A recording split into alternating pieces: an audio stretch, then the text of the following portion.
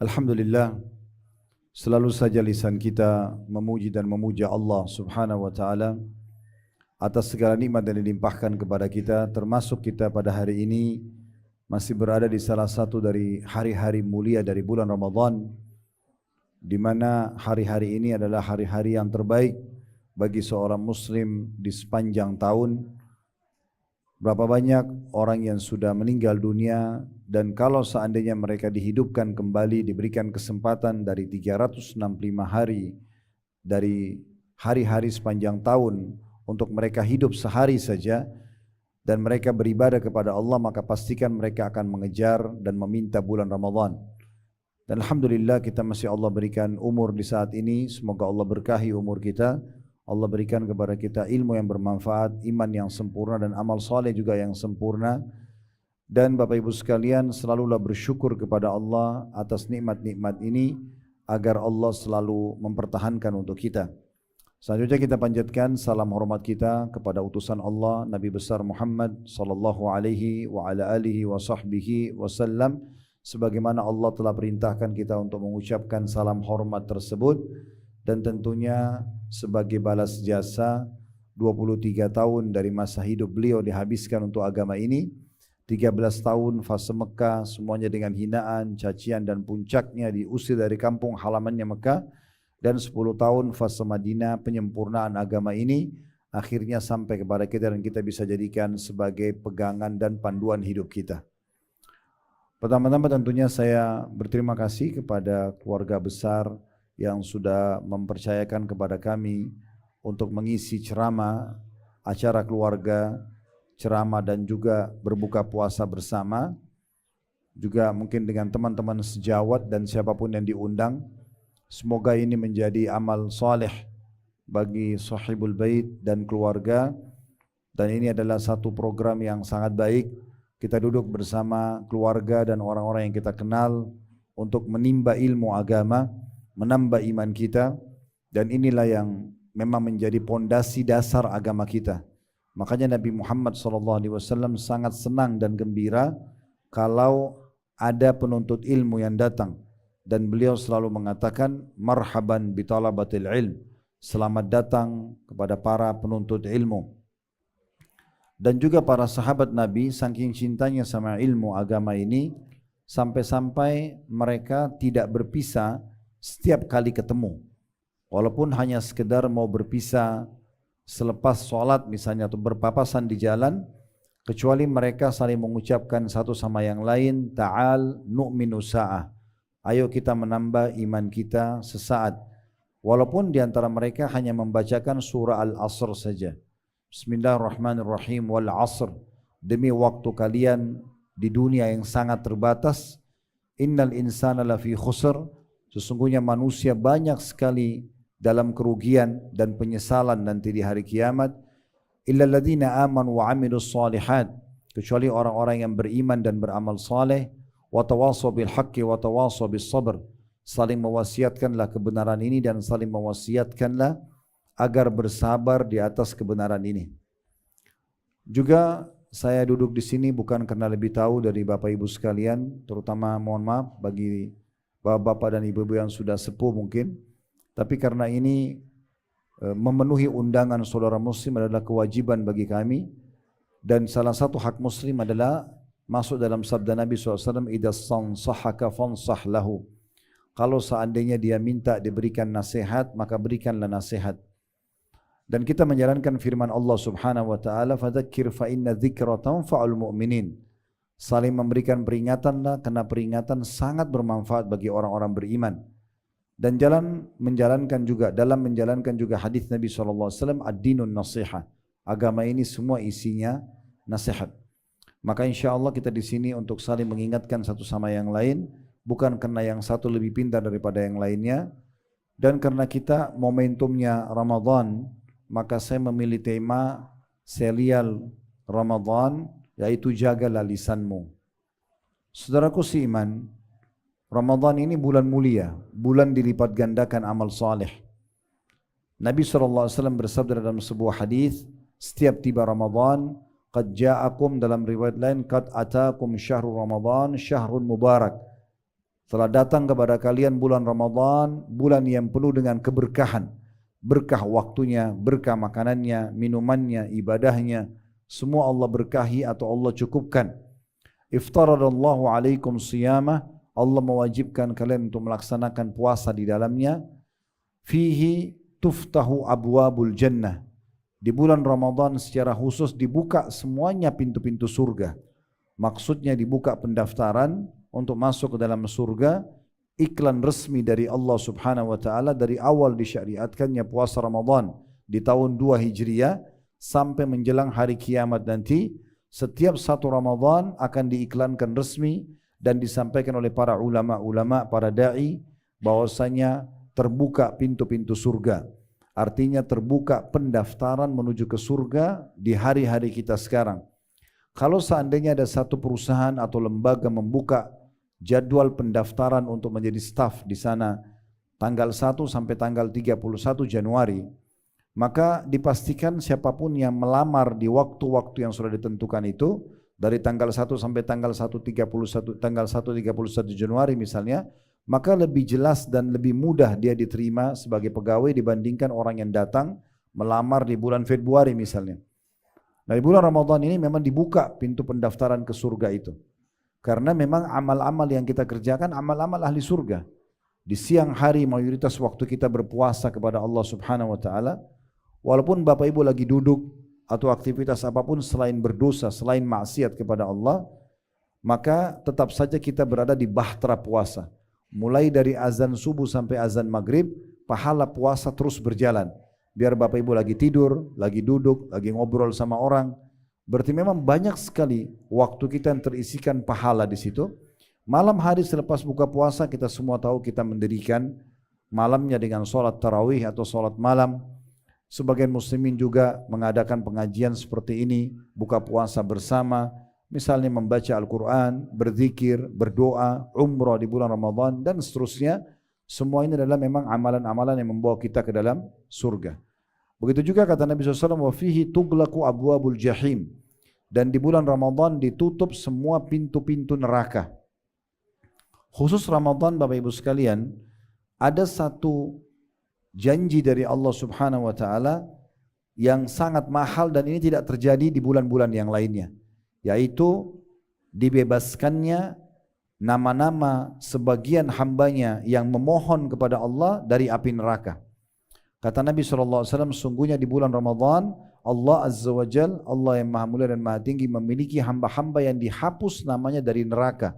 Dan itu terjadi di setiap malam dari malam-malam Ramadan.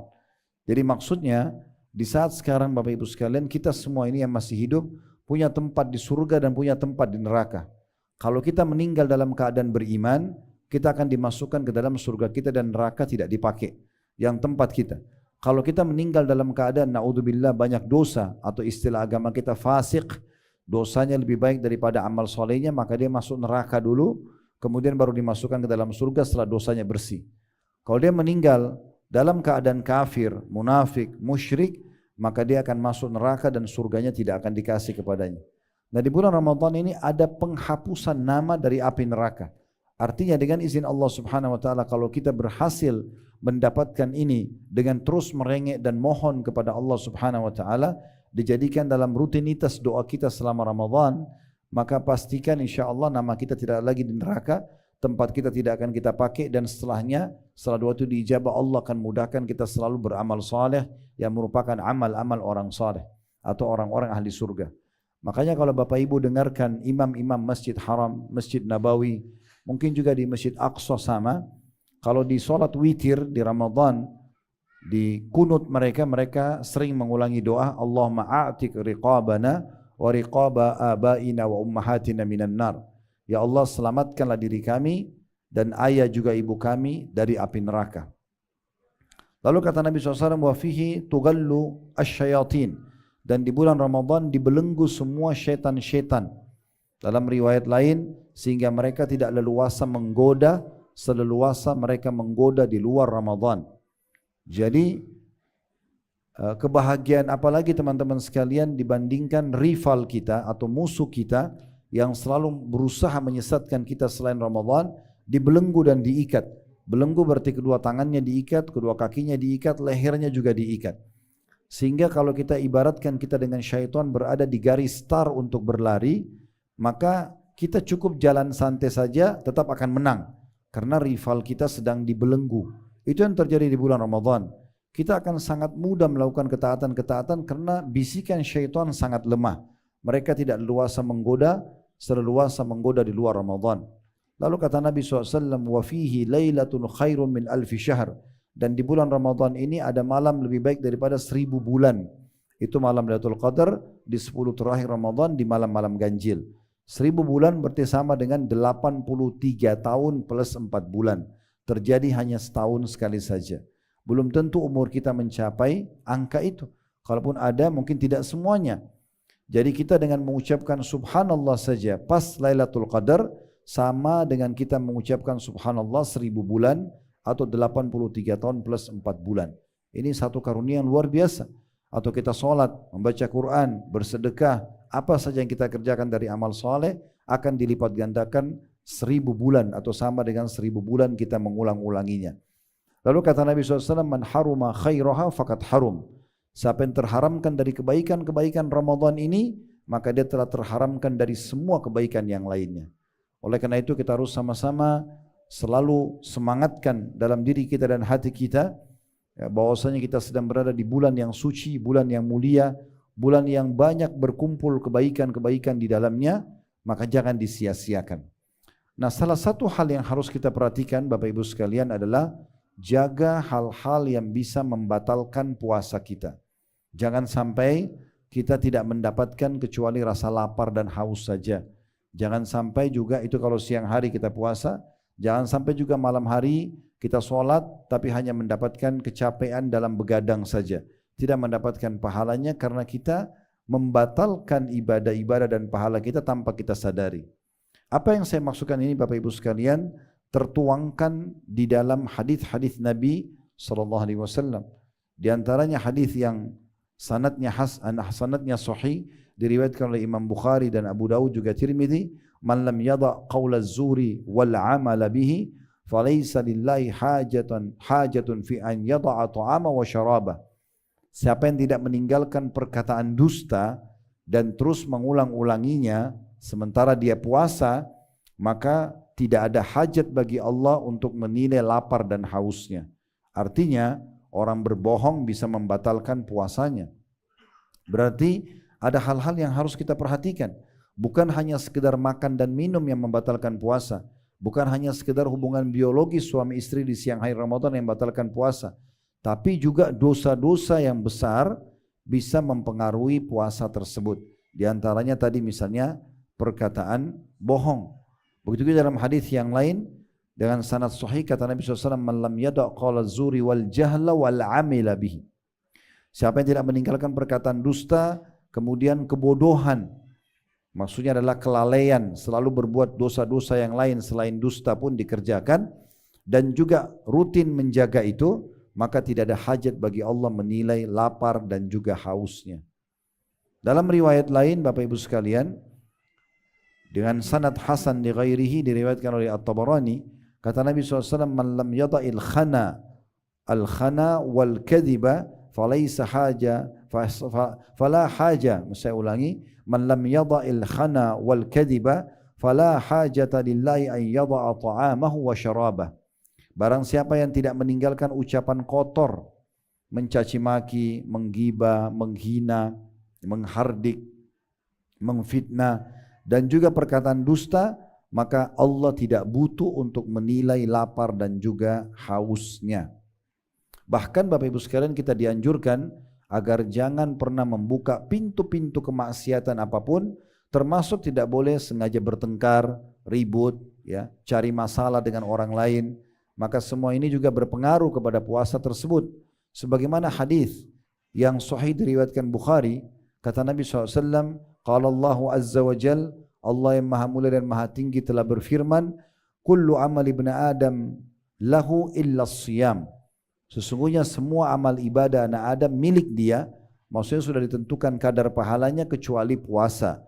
Fa innahu li wa ana ajzi bihi. Dia milikku kata Allah, aku akan balas secara langsung Wassiyamu junnah. Puasa itu adalah perisai. Dalam riwayat lain, perisai ya dari api neraka sebagaimana perisai seseorang antara kalian di kancah peperangan pada saat menahan serangan musuh. Fa idza kana yaumu shaumi ahadikum, kalau kalian sedang puasa kayak kita sekarang sedang puasa sebulan penuh, fala yarfuth. Jangan pernah dia rafath. Rafath itu perkataan-perkataan yang menjurus kepada cinta, kasih sayang, rindu kepada selain pasangan halal. Bahasa kita sekarang pacaran, ya. Jadi tidak boleh rafath. Kalau suami istri masih boleh.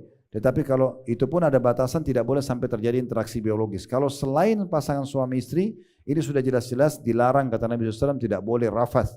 Wala yaskhab, dan jangan pernah dia mencaci maki, bertutur kata kotor dan juga mencaci maki.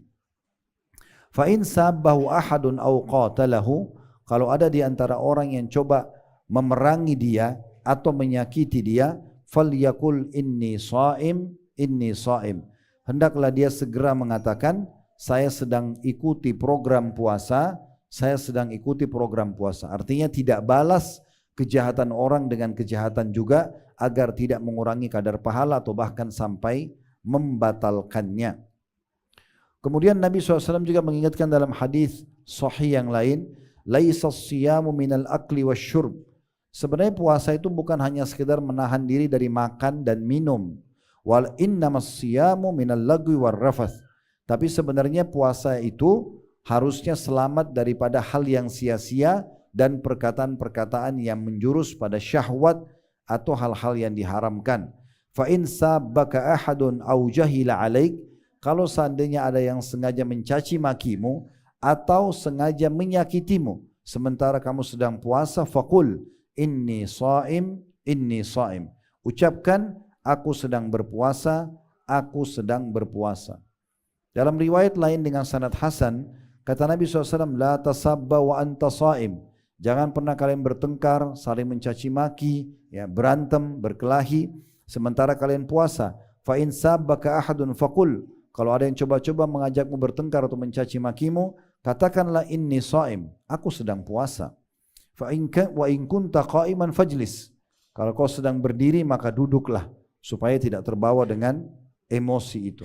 Dan Nabi SAW ingatkan kita semua Bapak Ibu sekalian, rubba sha'imin laisa lahu min siyamihi illal ju'. Berapa banyak orang yang puasa tidak ada yang dia dapatkan kecuali rasa lapar saja. Wa rubba qa'imin laisa lahu min qiyamihi illa as-sahar.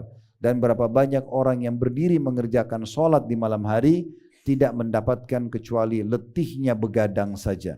Letihnya begadang. Dalam riwayat lain, rubba sha'imin hadduhu min siyamihil ju' wal atash. Berapa banyak orang yang puasa yang dia dapatkan hanya lapar dan haus saja. Wa rubba qa'imin hadduhu min qiyamihis sahar. Dan berapa banyak orang yang berdiri mengerjakan solat di malam hari tapi hanya mendapatkan capeknya begadang saja. Nah, dari hadis-hadis yang baru kami sampaikan tadi, berarti ada hal-hal yang harus diperhatikan Bapak Ibu sekalian.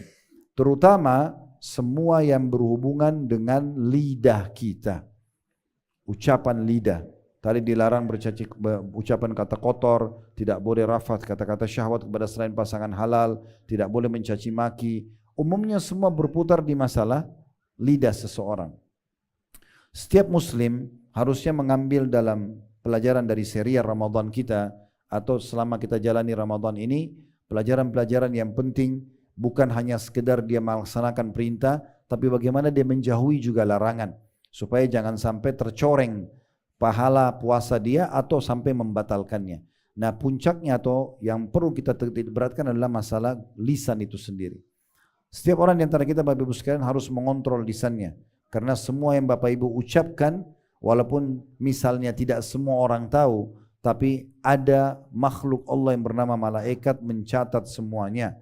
Allah menyebutkan dalam Al-Quran, ma yalfidhu min qawlin illa ladaihi raqibun atid. Ketahuilah bahwasanya tidak ada satu kata pun yang terucapkan dari lisan seseorang kecuali ada malaikat yang terus mengawasinya.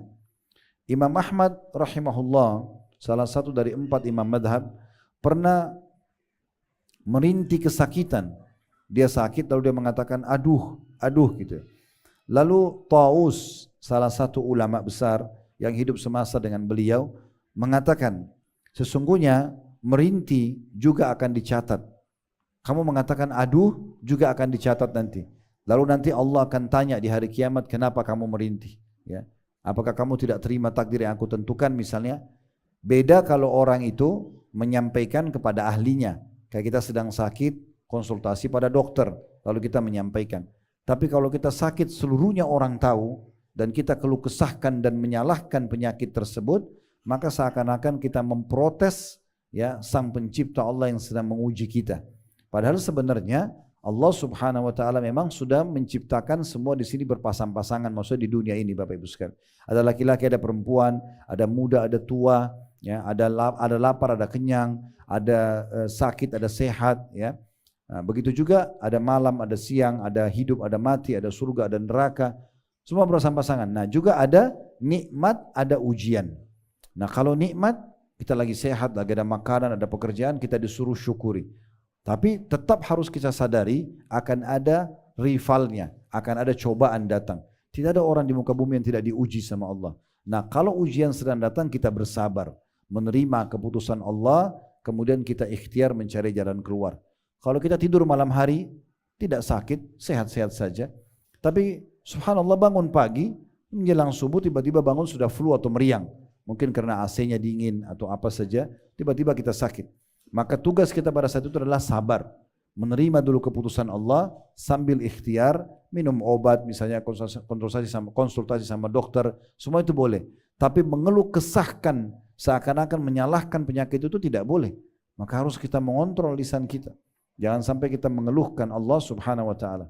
Dalam sebuah hadis qudsi yang mulia, kata Nabi SAW, Allah Subhanahu wa taala berfirman, siapa yang tidak ridho dengan keputusanku dan takdirku, maka silahkan dia mencari Tuhan selainku. Maka silahkan dia mencari Tuhan selainku. Karena mau tidak mau kalau ujian sudah datang berarti kita harus lalui. Beruntunglah orang-orang yang bisa melalui dengan kesabaran. Syukur dan sabar adalah dua sayap kehidupan yang tidak boleh dipisahkan Bapak Ibu sekalian. Lalu kemudian setelah mendengar hal tersebut Imam Ahmad langsung ya diam dan tidak merintih lagi karena khawatir rintihan tersebut dicatat oleh malaikat. Rasulullah SAW bersabda, "Wa hal yaqubbun nasa fin nari ala ujim au ala manakhirihim illa hasaida alsinatihim." Bukankah mayoritasnya manusia justru dilemparkan ke dalam api neraka karena tergelincirnya lidah dia. Tergelincirnya lidah dia. Maka sempat ada sahabat Nabi namanya Mu'adz bin Jabal mengatakan, ya Rasulullah, apakah kami akan dihisab oleh Allah dengan apa yang diucapkan oleh lisan kami? Kata beliau, celaka hai Mu'adz kalau kau tidak ketahui itu. Ya. Ketahuilah bahwasanya mayoritas manusia dilemparkan ke dalam api neraka justru karena lidah-lidah mereka. Karena lisan-lisan mereka. Orang-orang beriman faham benar masalah ini sehingga mereka hati-hati sekali. Mereka tidak mau sembarangan mengucapkan kata-kata. Orang-orang beriman yang keluar dari lisannya hanya hal yang bermanfaat saja. Kalau kita bisa ibaratkan dia seperti emas saja yang bermanfaat. Mungkin kalaupun hal yang wajib ya kita misalnya membaca bacaan-bacaan solat, membaca Al-Quran ya. Kemudian yang sunnah misalnya kita berzikir secara umum misalnya, atau kita memberikan nasihat kepada orang lain. Kalau yang mubah misalnya menanyakan kabar orang.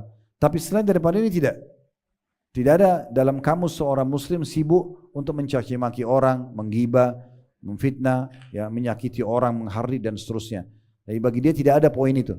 Yang ada adalah semua hal-hal yang baik. Karena memang perkataan ini bisa saja dihisab oleh Allah Subhanahu wa taala.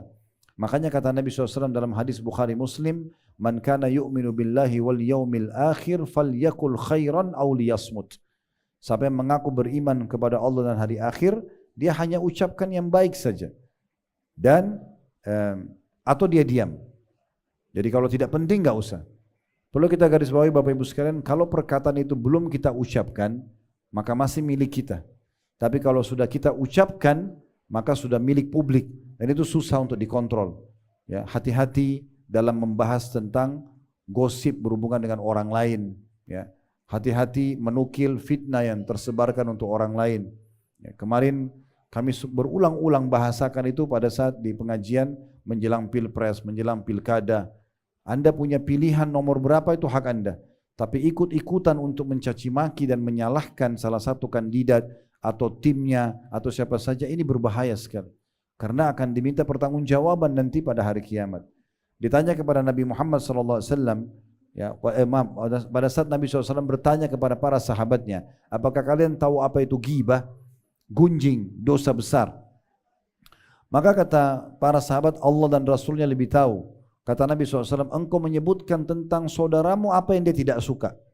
Lalu sahabat mengatakan, ya Rasulullah, bagaimana kalau memang dasarnya ada pada dia? Ada itu, aib itu ada. Apakah kami juga tidak boleh ceritakan? Kata Nabi SAW, kalau ada padanya kau telah menggibahnya. Dan kalau tidak ada padanya engkau telah memfitnahnya. Yang benar lalu bagaimana? Kalau ada seseorang saudara kita muslim berbuat yang salah, datang, nasihatin, berikan masukan. Tidak bisa dijangkau karena jarak, karena batas, karena tidak kenal, doakan. Bukan malah kita masuk ke alam untuk mencaci maki dan menyalahkan mereka.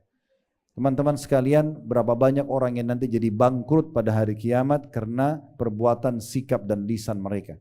Kata Nabi SAW, apakah kalian tahu siapa itu orang yang muflis, yang bangkrut sebenarnya? Kata para sahabat, ya Rasulullah, orang yang gak ada dirham dan dinarnya, dia bisnis, duitnya habis, ya, bangkrut. Kata Nabi SAW, bukan. Kalau itu ringan. Orang yang bangkrut sebenarnya adalah orang yang datang hari kiamat membawa pahala solat lengkap, pahala puasa lengkap, pahala zakat lengkap, pahala haji. Tapi satu sisi dia pernah mencaci maki orang yang ini, dia pernah memukul orang yang itu, dia pernah mengambil hak orang yang ini. Lalu mereka akan datang hari kiamat menuntut di mahkamah Allah, lalu diambillah pahala dia dibagi-bagikan kepada orang-orang yang pernah dia sakiti itu, baik dengan lisannya ataupun sikapnya.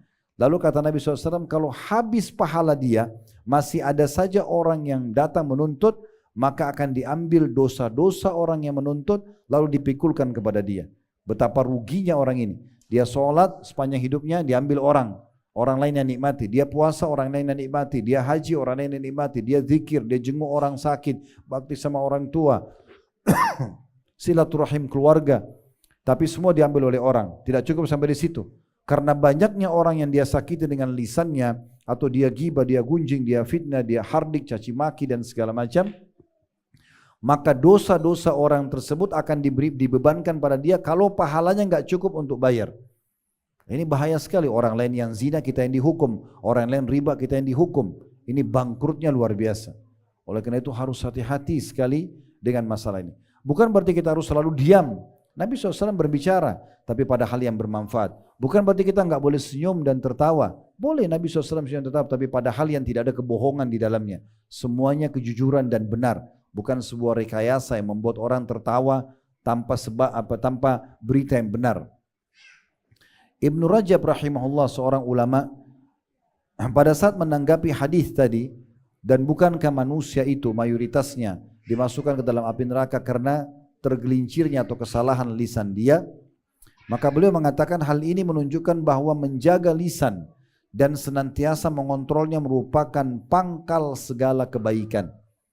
Kalau kita selalu bertutur kata yang baik, santun, dikontrol, diawasi kata-kata itu yang keluar harus kita fikirkan baik-baik, maka itu akan menjadi pangkal semua kebaikan. Dan barang siapa yang mampu menguasai lisannya, sesungguhnya dia telah mampu menguasai, mengontrol dan mengatur segala urusannya. Semuanya bisa dikontrol kalau kontrol sudah bisa mengontrol lisan. Dan Ramadan adalah bulan pelatihan untuk pengontrolan lisan itu. Ramadan ini, ya. Maka tadi saya sebutkan beberapa hadis agar kita jangan sampai membatalkan puasa atau mengurangi kadar pahalanya karena penyalahgunaan lidah tadi, ya. Dia bohong misalnya, kemudian dia ghibah misalnya, atau dia mencaci maki dan segala macam yang akhirnya berbahaya bagi puasanya. Nah, berarti kita lagi dilatih untuk masuk kepada sebuah program, ya, yang membuat kita nanti bisa mengatur segala urusan kita agar baik karena ada pengontrolan lisan tersebut. Ya. Kalau kita berteman dengan seseorang, Bapak Ibu sekalian, orang ini walaupun mungkin secara fisik biasa saja, paras wajahnya biasa, fisiknya biasa, tapi lisannya santun sekali. kalau berbicara tutur katanya baik, ramah, ditata, tidak pernah sakitin orang, saya yakin kita akan nyaman. Setampan dan secantik apapun paras wajah seseorang dan sesempurna apapun fisiknya, setinggi apapun jabatannya, sebanyak apapun hartanya, tapi pada saat kita bertemu lisannya tajam, kasar, suka mencaci maki orang, mencari-cari kesalahan orang lain, maka pasti kita tidak akan nyaman. Dan kalau Anda berteman dengan orang seperti ini, kalau hari ini dia ceritakan orang lain, maka besok dia akan ceritakan Anda. Oleh karena itu kita harus hati-hati dalam poin-poin seperti ini. Rasulullah SAW mengingatkan dalam banyak hadisnya, diantaranya hadis riwayat Bukhari, al-muslimu man salimal muslimuna min lisanihi wa yadihi. Orang muslim yang sejati adalah orang muslim yang lainnya terselamatkan dari keburukan lisan dan tangannya. Itu orang muslim yang paling baik, yaitu orang muslim yang muslim lain tidak kena bahaya lisan dan juga tangannya. Dia tidak pernah menyakiti orang, tidak pernah juga memukul orang, tidak pernah mengambil haknya orang lain. Juga dikatakan waktu ditanya kepada Nabi SAW, ayyu rajulin, ayyul muslimuna khair, orang muslim apa yang paling baik, yang paling layak jadi suami, jadi istri, jadi teman, partner bisnis, tetangga, siapa orang muslim yang paling baik? Maka Nabi SAW mengatakan, man salimal muslimuna min lisani wa yadi, orang yang bisa menyelamatkan muslim yang lain dari bahaya lisan dan juga tangannya. Kita kalau bertetangga dengan orang, berteman dengan orang, pasti partner bisnis dengan orang yang bisa kontrol lisannya, santun, baik, ramah, tidak pernah menjatuhkan orang lain dan segala macam, pasti kita akan nyaman. Nah, ini orang yang paling pantas dengan mendapatkan julukan orang muslim yang terbaik. Juga disebutkan dalam sebuah hadis riwayat Muslim, kata Nabi SAW, innallaha yarda lakum thalathan wa yakrah lakum thalathan. Sesungguhnya Allah ridho kepada kalian terhadap 3 hal, dan Allah murka dan marah pada kalian dengan 3 hal, atau membenci dari kalian 3 hal. Kalau yang Allah sukai, fayarda lakum an ta'buduhu, kalian menyembah dia, sembah Allah, patuh kepada Allah. Allah suruh salat, salat, Allah suruh puasa, puasa. Apa yang Allah perintahkan wajib sunnah dikerjakan. Kemudian yang kedua, wala tusyriku bihi syai'a, jangan pernah menyekutukan Allah dengan sesuatu apapun. Kemudian yang ketiga, wa anta tasimu bihablillahi jami'an wa la tafarraqu, kalian berpegang teguh pada tali Allah yang kokoh, maksudnya agama Allah, dan jangan kalian berpecah belah. Lalu kata Nabi SAW, wa yakrah lakum qila wa qal, dan Allah sangat benci dari kalian dan melarang kalian untuk selalu berkata-kata ya, yang tidak ada manfaatnya, atau perkataan-perkataan dosa, ya. Kemudian wa kathratus su'al, dan banyak bertanya yang tidak ada tujuannya. Seperti misalnya di pengajian begini ketemu sama temannya, apa saja semua ditanya yang berhubungan, yang tidak ada hubungannya sama dia, ya. Warna sepatunya, tasnya, segala macam. Kalau kita ada hajat, memang mau beli produk yang sama, perlu tanya, oke. Kalau enggak, sebagian enggak usah kita tanyakan, gitu kan? Karena tidak semua orang nyaman juga untuk ditanya seperti itu. Kemudian wa idha'atul mal, dan juga menyia-nyiakan harta. Jadi membuang-buang harta tersebut bukan pada hal yang bermanfaat, yang bisa dicatatkan pahala untuknya hari kiamat nanti. Di dalam hadis yang lain riwayat Imam Ahmad, kata Nabi SAW, la yastaqimu imanu abdin, tidak akan lurus iman seorang hamba, hatta yastaqima qalbu, sampai hatinya sudah lurus, bersih, enggak ada indikasi ya bergantung kepada selain Allah Subhanahu wa taala. Kemudian dikatakan, wala yastaqima qalbuhu hatta yastaqima lisanu, dan hatinya tidak akan lurus sampai lisannya lurus, sampai lisannya lurus. La yadkhulu rajulul jannah la ya'manu jaruhu biwa'iqah, dan ketahuilah tidak akan masuk surga seseorang yang tetangganya tidak merasa aman dari dia. Tetangganya tidak merasa aman dari dia, karena selalu kalau ketemu lisannya tajam, bisa diceritakan keburukan, bisa digibah, bisa difitnah, bisa disakiti dengan cara dicaci maki, dihardik dan seterusnya. Juga ada satu yang mungkin kita tidak bisa lihat dengan kasat mata kita, tapi Nabi SAW sampaikan, dan ini fakta betul terjadi karena Nabi sampaikan sesuai dengan wahyu. Kata Nabi SAW dalam hadis yang hasan diriwayatkan Tirmidzi, idza asbaha ibnu adam fa kullu a'da'ul jism tukaffirul lisan, Kalau tiba pagi hari, seluruh anggota tubuh manusia ya itu menghardik lidahnya. Jadi tangan kita, kaki kita, mata kita, semua kulit ini menghardik lisan. Fatakul, semuanya anggota tubuh berkata pada lisan kita di pagi hari, ittaqillaha fina. Bertakwalah kamu kepada Allah terhadap kami. In istaqamta istaqamna. Kalau kau lurus hai lidah, kami juga pasti lurus. Wa in i'wajajta i'wajajna. Kalau kau menyimpang, kami juga ikut menyimpang. Semua bermula dari mulut seseorang atau dari lisan seseorang. Siapa yang bisa mengontrol lisannya, teman-teman sekalian? Dia hanya mengucapkan yang baik-baik saja. Misalnya tadi membaca Quran, berzikir, ya, ilmu pengetahuan, atau mungkin menanyakan kabar orang, menghibur orang lain, positif saja. Tidak ada menghardik, mencaci maki, menggibah, memfitnah orang, ya. Maka dijamin baginya surga.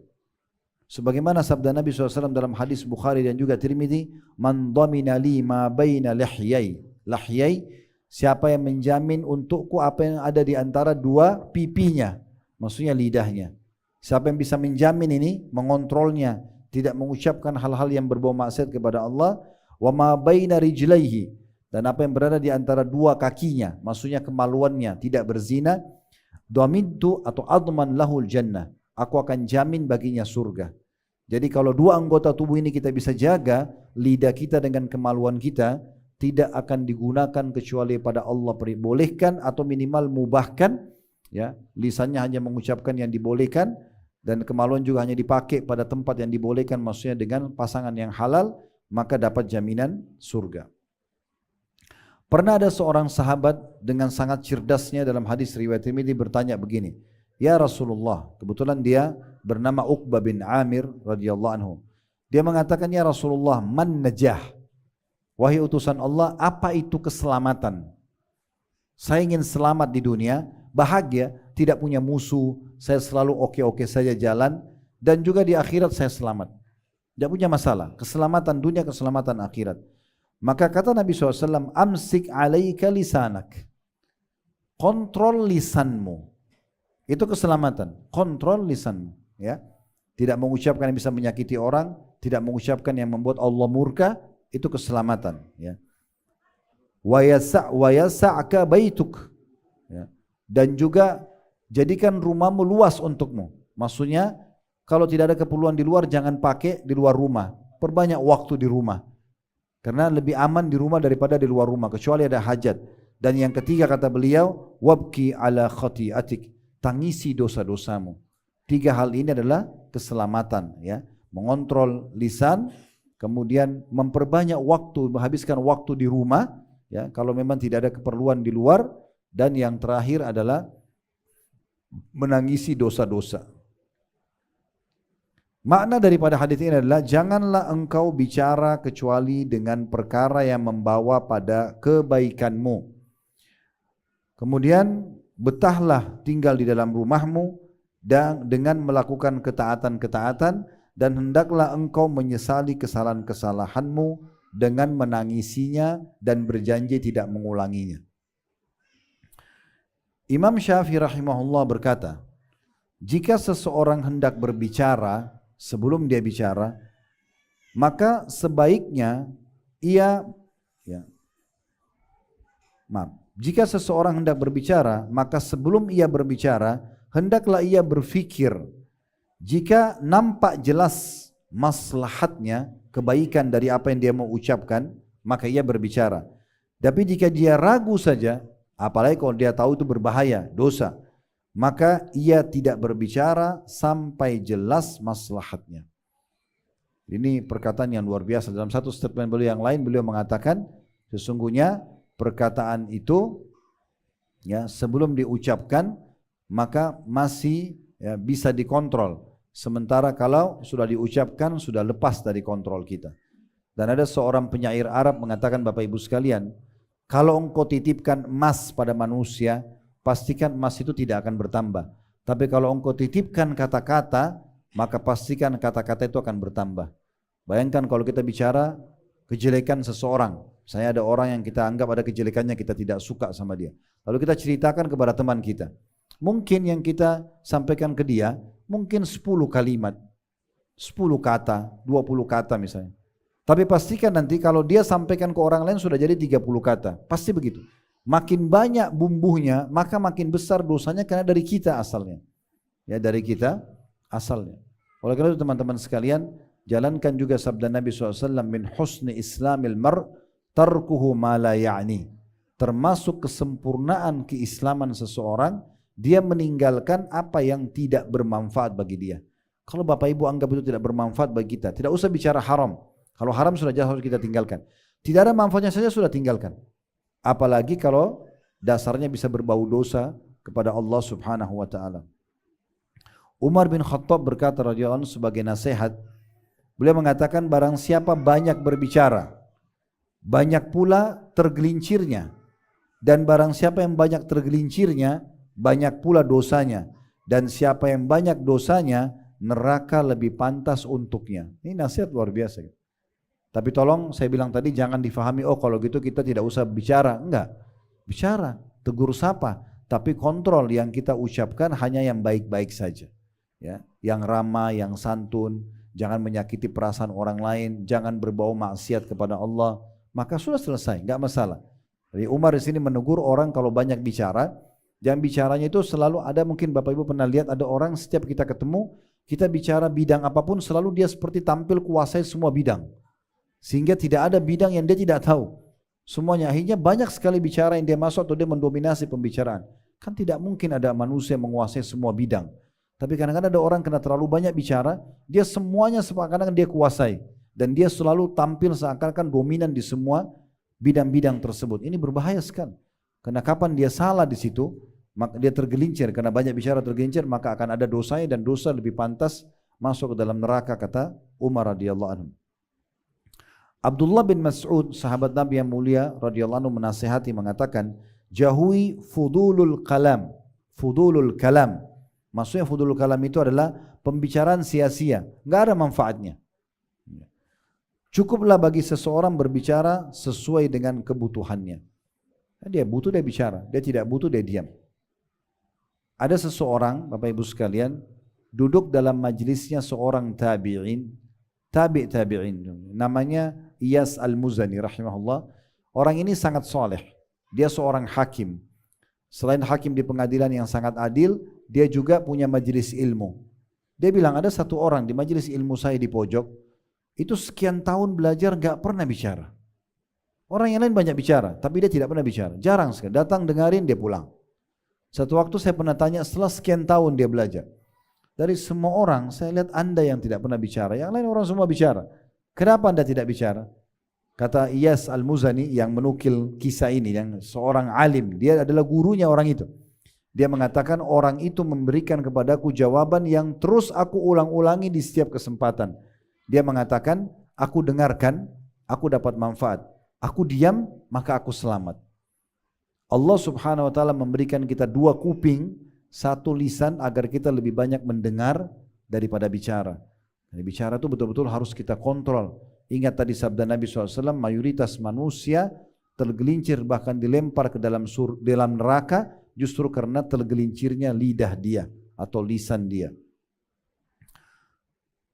Disebutkan juga Abdullah bin Mas'ud radhiyallahu anhu pernah bertalbiyah di atas bukit Safa, lalu beliau berkata sambil menasihati dirinya sendiri, wahai lidah, katakan kebaikan, niscaya engkau akan mendapatkan keberuntungan. Diamlah engkau akan selamat sebelum engkau menyesal. Maka orang-orang di sekitarnya bertanya pada beliau, wahai Aba Abdurrahman, kebetulan anaknya Abdullah bin Mas'ud radhiyallahu anhu adalah Abdurrahman, anak laki-laki pertama, maka dipanggil Abu Abdurrahman. Wahai ayahnya Abdurrahman, apakah ini perkataan anda sendiri atau anda mendengarkan dari Rasulullah sallallahu alaihi wasallam? Maka ia menjawab, perkataan dari aku, tetapi aku mendengarnya dari Rasulullah sallallahu alaihi wasallam. Beliau mengatakan, ya, yang mirip dengan itu, aktsaru khataya bani Adam fi lisanihi. Ketahuilah, kata Nabi Muhammad SAW, mayoritas dosa manusia Jadi kalau persentasenya 100 dosa itu 90%-nya dari lidah. 90%-nya dari lidah. Orang kalau bisa kontrol lidahnya berarti terkontrol seluruh anggota tubuhnya. Dan saya berharap tadi Bapak Ibu betul-betul cerna dan renungi dalil-dalil yang kami sebutkan. Tadi sudah firman Allah, sabda Nabi SAW, itu penting sekali. Ya, sebagaimana tadi nasihat para sahabat, yang bisa kontrol, nasihat Imam Syafi'i, yang bisa kontrol lisannya, maka berarti dia bisa mengontrol semua sikapnya. Kalau itu baik, maka akan baik semua yang lainnya. Jadi ini penting sekali untuk kita garis bawahi.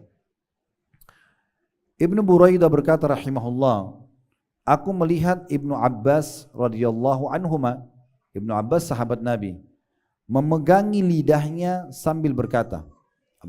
Abdullah bin Abbas pernah pegang lidahnya sendiri sambil dia bicara, nasihatin dirinya sendiri.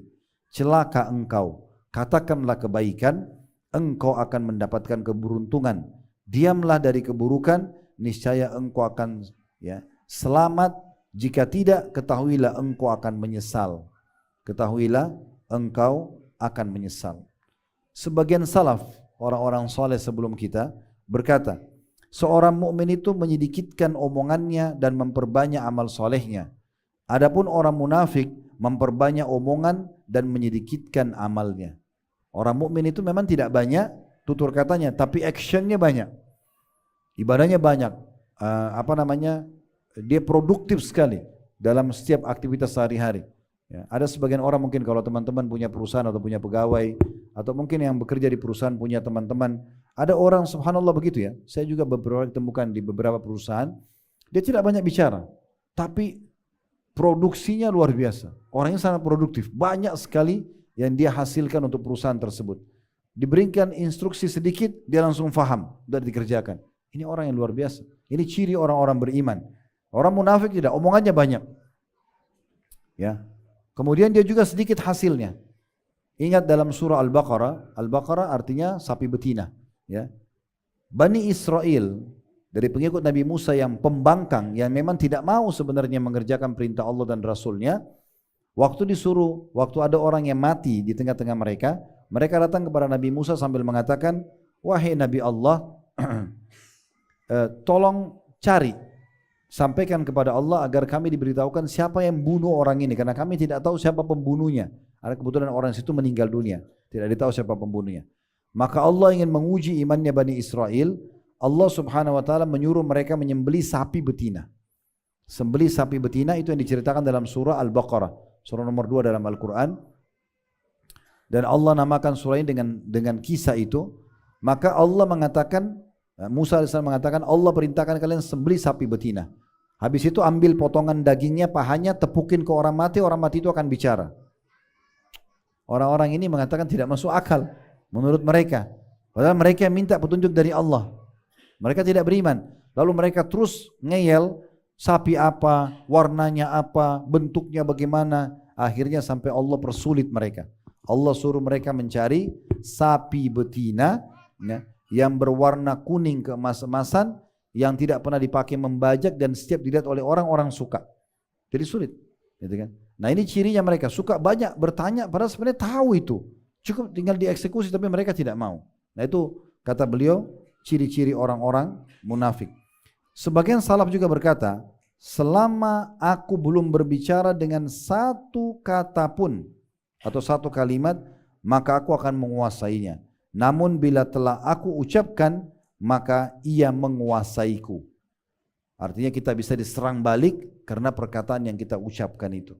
Oleh karena itu harus lebih hati-hati dalam masalah ini. Sebagian lagi mereka mengatakan, diam itu bila bukan pada kebaikan ya. Kalau kebaikan silakan ngomong. Ya, ngobrolnya suami istri, bercandanya mereka, kasih sayang di antara mereka, orang tua pada anak, sahabat pada sahabatnya, kita jenguk orang sakit, kita mengajar, kita konsultasi, membuat program, oke, semua tidak ada masalah. Tapi kalau hal-hal yang menyakiti orang, tadi kita bilang ghibah, mencaci maki orang, menjatuhkan orang lain, memfitnah orang lain, ya gitu. Maka ini yang dihindari. Kata sebagian ulama salaf, diam bila bukan pada kebaikan adalah ibadah, ya, tanpa kelelahan, karena diam tidak lelah kan. Tapi kalau kita diam dalam hal mengucapkan bisa berbahaya, bisa jadi dosa, kita diam itu jadi ibadah. Keindahan tanpa perhiasan, diam itu indah. Walaupun dia bukan seperti dalam bentuk perhiasan emas atau perak gitu ya. Kewibawaan tanpa ya kekuasaan. Dia orang yang suka diam itu wibawa. Walaupun dia tidak punya kekuasaan. Orang sungkan dan segan sama dia. Kemudian dikatakan, Anda tidak perlu beralasan karenanya dan tidak perlu beralasan karenanya dan dengannya aib Anda tertutupi. Tidak perlu beralasan untuk diam, cukup diam saja gitu kan. Dan juga kalau kita punya aib, orang tutur katanya kurang tersusun rapi misalnya, atau dia tidak punya ilmunya, dia kalau tidak ngomong orang tidak tahu aibnya dia. Kan ini semua berarti manfaatnya sangat besar. Saya ulang, ini perkataan yang sangat baik ya. Diam bila bukan pada kebaikan, kalau kebaikan silakan bicara ya, adalah ibadah tanpa kelelahan, keindahan tanpa perhiasan, kewibawaan tanpa kekuasaan. Anda tidak perlu beralasan karenanya dan dengannya juga aib Anda tertutupi. Juga sebagian mereka dikatakan bahwa seseorang bermimpi bertemu seorang alim ulama yang telah wafat dan ditanyakan tentang keadaannya. Ini dinukil dari kitab Afaqul Lisan. Ini ada di halaman 61. Bahwasanya ada seseorang bermimpi ada satu alim ulama meninggal, kemudian dia bertemu dalam mimpi dengan orang alim tersebut. Lalu orang yang sedang mimpi ini bertanya kepadanya, dan kita tahu dalam mimpi tidak bisa diatur ya. Dia mengatakan, bagaimana keadaan Anda? Ditanyalah orang alim ini. Maka orang alim itu mengatakan, aku diperiksa tentang satu kalimat yang dulu aku pernah ucapkan. Manusia sangat membutuhkan hujan. Aku ditanya, belum tahukah engkau kalau Allah lebih tahu maslahat hamba-hambanya? Jadi maksudnya orang alim ini mimpi, orang yang masih tidur, orang yang masih hidup, mimpi kedatangan orang alim yang sudah meninggal. Lalu dia tanya orang alim itu, bagaimana keadaan Anda? Dia bilang, saya dihisap oleh Allah, dipertanyakan karena pernah saya ucapkan satu kalimat, yaitu saya mengatakan betapa butuhnya manusia dengan hujan. Karena waktu itu tidak hujan, masih kemarau. Dia bilang betapa butuhnya manusia dengan hujan. Maka waktu itu dihisap dia dan ditanya serta dihardik oleh para malaikat, tidakkah engkau tahu bahwasanya Allah lebih tahu tentang hamba-hambanya? Jadi hanya itu saja sudah cukup untuk ditanyakan oleh Allah Subhanahu wa ta'ala pada hari kiamat. Bagaimana dengan yang lainnya? Oleh karena itu teman-teman sekalian, kita pengajian seperti ini bukan tujuannya untuk menyalahkan satu sama yang lain, bukan juga membahas sesuatu yang telah berlalu. Tapi setiap pengajian begini kita baru dapat ilmu atau kita baru diingatkan kembali mungkin yang pernah kita pelajari agar kita terapkan sekarang ke depan. Bagaimana kita setelah dengarkan ini semua, kita coba lebih mengontrol diri kita, mengontrol lisan kita, kita beristighfar dengan yang lalu-lalu kita sudah salah. Kalau kita pernah sakitin orang, kita minta maaf supaya tidak ada musuh hari kiamat, dan kedepannya kita sudah mengontrol semuanya hanya terucapkan yang baik-baik saja. Berapa banyak rumah tangga, persahabatan, persaudaraan yang rusak karena permainan lisan dari ghibah, ya, adu domba, fitnah. Ada adik kakak ribut gara-gara itu. Ada orang tua sama anak, ada anak sama orang tua. Rusak semuanya hanya karena penyalahgunaan lisan tersebut. Ya, orang persahabatan juga rusak dan seterusnya. Juga berapa banyak waktu tersia-siakan dengan omongan kosong, padahal bisa digunakan mengejar pahala dan derajat tinggi di surga. Coba kita renungi sama-sama sabda Nabi SAW dalam hadis Bukhari, Innal abda la yatakallamu bil kalimati min ridwanillah. Sesungguhnya seorang hamba, kata Nabi Muhammad SAW, mengucapkan satu kata yang bisa mengundang ridhonya Allah.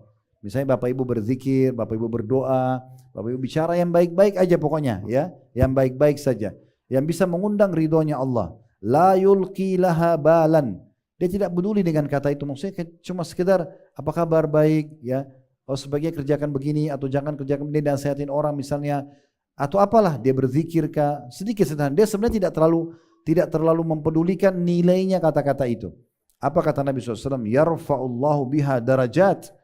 Tapi dengan kata-kata itu Allah mengangkat dia di derajat yang sangat tinggi di surga. Dia tidak terlalu menilai kata-kata itu, tapi Allah menilai karena kata-kata itu baik, diangkat derajat tinggi di surga. Wa innal abda la yatakallamu bil kalimati min sakhatillah. Sebaiknya ada seorang hamba yang bertutur kata yang bisa mengundang murkahnya Allah. Perkataan-kataan dusta atau apa saja, ghibah, menyakiti orang, pokoknya perkataan yang tidak baik. La yulki laha balan. Dia tidak peduli dengan kata-kata, sudahlah enggak apa-apa, ya. Maka yahwi biha fi jahannam. Tapi dengan kata-kata itu justru Allah lempar dia ke dalam api neraka. Rasulullah SAW berbicara tapi pada kebaikan. Dan juga bercanda pada hal yang menghibur hati seorang mukmin atau pasangan hidup atau orang tua. Dan tidak ada omongan kosong ataupun dosa. Abdullah bin Mas'ud radhiyallahu anhu berkata, Innal mu'min yara dhunubahu ka'annahu qa'idun tahtal jabal yaqafu an yaqa alaihi. Orang-orang mukmin itu kalau dia melihat dosanya, walaupun kecil, dia melihat seperti ada gunung besar yang akan menimpa tubuhnya. Wa innal fajira, dan sungguhnya orang-orang fajir yang banyak melakukan dosa, yara dhunubahu kadhubabin marra ala anfi. Hanya dia melihat dosanya kalau orang-orang fasik atau orang munafik, ya. Dia melihat dosanya itu hanya seperti lalat yang hinggap di hidungnya, lalu dia usir seperti ini. Jadi orang beriman itu justru memang ketakutan dengan dosa-dosanya. Jangan sampai dengan satu kata ini menyakiti orang kah atau mengundang murkanya Allah kah, bisa saya dihukum. Maka dia berhati-hati sekali. Karena memang batas umur kita sangat sedikit, yaitu hanya sampai ajal datang saja. Ya, jadi ini harus hati-hati sekali. Dan kita tutup teman-teman sekalian dengan firman Allah Subhanahu wa taala di dalam surah Al-Humazah. Mungkin surah ini hampir semua kita menghafalnya, bahkan sering dipakai dalam sholat, ya. Saya bacakan. A'udzubillahi minasyaitonirrajim. Bismillahirrahmanirrahim. Wailun likulli humazatin lumazah. Wailun artinya Bapak Ibu sekalian kecelakaan, kebinasaan, kehancuran, lembah di api neraka, itu maknanya wail, ya. Wailun likulli humazatin lumazah. Kecelakaan untuk semua kelompok ini. Lumazatin humaza, ya. Wailun likulli humazatin lumaza. Humaza dulu baru lumaza. Humaza itu kata ulama alladzi ya'ibun nasu biqaulihi. Orang yang sibuk mencari-cari kesalahan orang lain dengan lisannya. Ini kecelakaan, kebinasaan, kehancuran, lembah di api neraka untuk kelompok humaza yang suka mencari-cari kesalahan orang lain atau menceritakan aib orang lain. Dan lumaza adalah alladzi ya'ibun nasu bifi'lihi. Orang yang sibuk mencontohkan aib orang lain dengan tubuhnya. Misal temannya pincang, dicontohin pincangnya. Cadel, dicontohin cadelnya. Ini diancam semua dalam Islam. Tidak boleh kita masuk ke alam itu. Tidak boleh sakiti orang dengan lisan, tidak boleh contohi kekurangan dia dengan fisik, gitu kan? Ini walaupun pada anak kita sendiri, ya. Maaf, mungkin anak kita badannya gendut misalnya. Tidak boleh kita bilang kamu gendut. Kenapa? Kenapa harus bahasa yang sebenarnya kita tahu itu bahasa ngejek, tapi kita gunakan? Kenapa kita tidak panggil soleha? Kenapa kita tidak katakan anak soleh? Kenapa kita nggak panggil hal-hal yang baik? Ya kan? Saya pernah bertemu dengan suami istri, mereka sudah lama berumah tangga. Kebetulan kami pulang dari pengajian sama-sama di kendaraan, kemudian suami istri saling memanggil dengan julukan yang jelek. Saya tidak tahu artinya, cuma saya juga agak asing dengan kata-kata itu. Saya tanya, itu apa artinya? Oh, ini Ustadz. Lalu mulailah si istri menjelaskan itu hinaan buat suaminya. Suaminya bilang, oh iya saya juga panggil dia dengan hinaan. Tapi itu kayak sudah cair karena bertahun-tahun gitu ya. Terus saya bilang subhanallah. Kenapa gak panggil sayang, cinta, cantik, gagah? Kenapa gak panggil yang baik? Kenapa yang buruk gitu? Kenapa harus yang buruk? Kenapa gak buruk? Kenapa gak baik? Nabi SAW itu melarang mengucapkan kata-kata buruk Bapak Ibu sekalian, walaupun terhadap bukan cuma diri kita, benda-benda. Ada dalam satu riwayat Bapak Ibu sekalian, Nabi SAW pernah mau lewat di satu jalan, ada dua gunung. Sebelum lewat di tengah-tengahnya, Nabi tanya dulu para sahabat, ada gak yang tahu namanya dua gunung ini? Ada yang bilang, iya ya Rasulullah. Yang sebelah kanan namanya Mukhzi. Mukhzi itu penghina. Entah siapa yang namakan, tapi gunung ini terkenal namanya penghina. Yang sebelah kiri Anda namanya Fadih. Fadih itu yang suka menceritakan aib orang, membongkar aib orang. Apa yang terjadi? Nabi SAW cari jalan lain Bapak Ibu sekalian. Cari jalan lain, gak jawab di situ. Hanya nama saja. Gitu kan? Jadi luar biasa. Tidak boleh memberikan nama-nama diri kita dan nama anak-anak kita, nama-nama yang buruk. Harus nama-nama yang baik. Kata Nabi SAW, kalau kalian pilih nama-nama yang baik, yang paling baik. Yang dengannya kalian juga akan dipanggil nanti hari kiamat di mahsyar. Kenapa kita sudah punya namanya Muhammad, anaknya?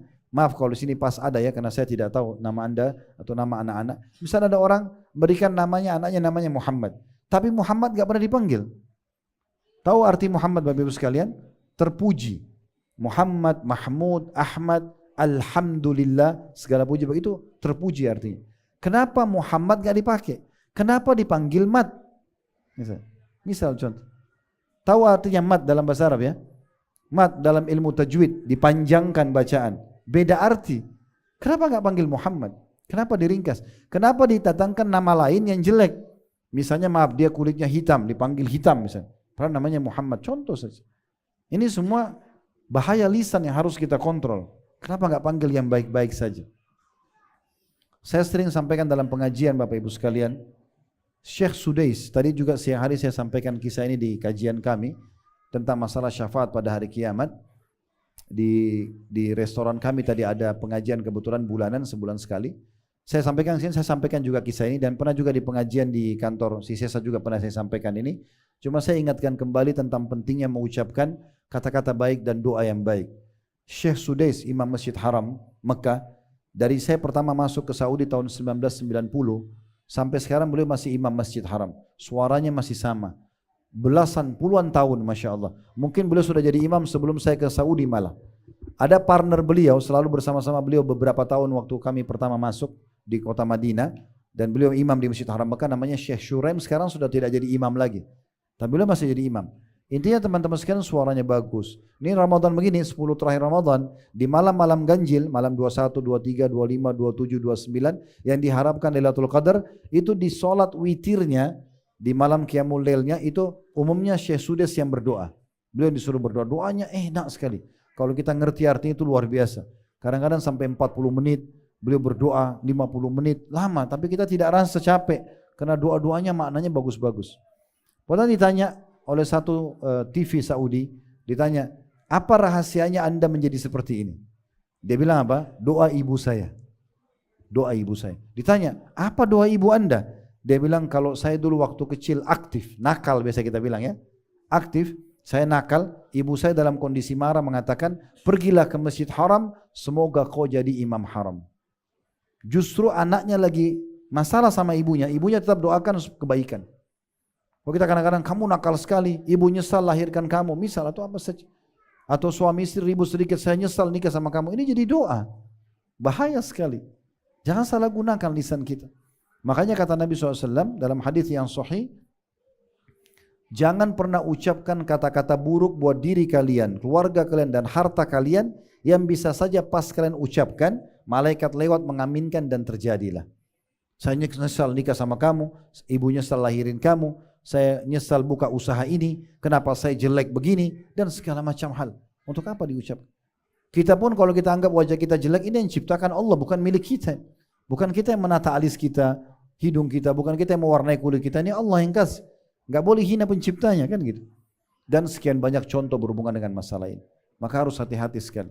Lanjutan ayatnya, setelah Allah katakan kecelakaan, kebinasaan untuk orang yang menceritakan, menyakiti orang dengan lisannya dan juga ya dengan sikapnya. Kemudian Allah mengatakan alladzi jama'a malan wa 'addada. Orang yang sibuk mengumpulkan harta ya dan menghitung-hitungnya. Dia tidak perlu tahu dari mana sumbernya halal atau tidak. Biasanya karena ingin sukses dia jatuhkan orang-orang lain tanpa mempertimbangkan. Pokoknya jatuhinlah ya, menceritakan kekurangan produk orang lain. Kita kalau berbisnis teman-teman sekalian, kalau kita punya produk, kita jaga kualitas kita.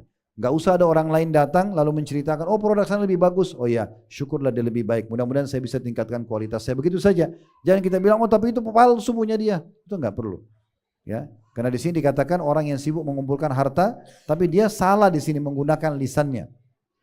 Yahsabu anna malau akhlada, dia mengira hartanya akan mengekalkan dia. Kalla la yumbadanna fil hutama, tidak kata Allah dia akan dilemparkan ke dalam hutama. Ini nama salah satu neraka. Wa ma adraka mal hutama, apakah kalian tahu apa itu neraka hutama? Narullahil muqada, apinya Allah yang bernyala-nyala dan berkobar-kobar. Ya, inna alaihim mu'sada, sesungguhnya api neraka utama itu akan mengelilingi mereka fi amadin mumaddada. Mereka berada di tiang-tiang yang ditancapkan di atap neraka, lalu mereka dibakar dari bawah. Dan ini kata ulama, ini adalah kesempurnaan siksaan. Kalau ada orang Bapak Ibu sekalian dibakar, misalnya ruangan ini kita tutup, lalu kita mau bakar orang itu, ini contoh saja. Dia kalau dibakar ruangan ini tanpa diikat, dia masih bisa lari sana sini. Mungkin dia mati terbakar tapi masih ada celah dia bisa lari sana sini. Atau kalau misalnya dia ditaruh tiang, ada tiang, misalnya tiang tembok ini, kita ikat anak orang itu di situ. Maka kalau dia diikat di bawah, pada saat dibakar pun dia bisa mati kebakaran, tapi masih ada, dia bisa sentakin kakinya sehingga akhirnya yang api di bawah kakinya bisa padam. Jadi ada detik-detik dia tidak rasa sakit. Tapi kalau kita tancapin di atap rumah ini tiang, lalu kita ikat orang di situ dan kita bakar, dia bergerak kiri kanan pun tetap akan terbakar, tetap akan terbakar. Jadi ini penyiksaan yang luar biasa hanya karena orang menyalahgunakan lisannya. Allahu alam. Baik Bapak Ibu sekalian, ini bahasan kita insyaallah. Mudah-mudahan bisa diambil manfaat darinya dan mudah-mudahan saja Allah memberkahi majelis kita dan juga memudahkan kita untuk menyempurnakan puasa Ramadan kita dengan amal-amal saleh tentunya, dan juga semoga Allah maafkan dosa-dosa yang pernah kita lakukan dan semoga Allah menyatukan kita semua di surga firdausnya tanpa